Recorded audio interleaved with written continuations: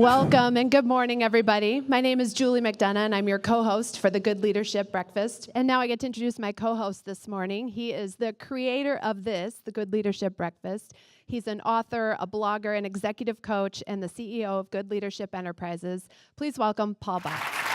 Every year I find myself thinking about momentum theory.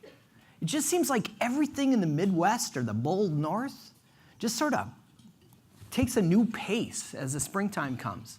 So as we transition now, I'm really excited to introduce you to a good leader who radiates goodness. So please join me in welcoming our speaker today, Phil McKoy. How does a guy who has a bachelor's in political science and a master's in international affairs end up in technology? I loved not necessarily the technology itself, but I love this idea of listening to people, listening to clients, listening to business partners. You got to feel the people that you work with. You got to understand their backgrounds. You've got to understand what motivates them in the moment.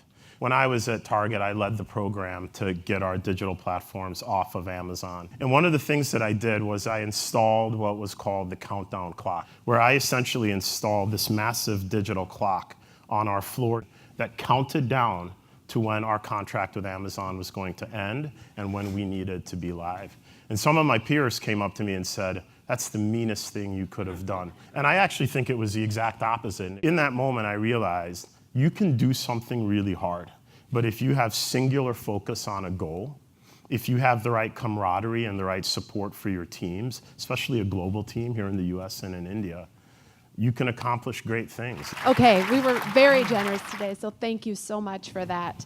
The amount collected was $2,809, and with the generous match from Mark Bergman, $5,618. Great.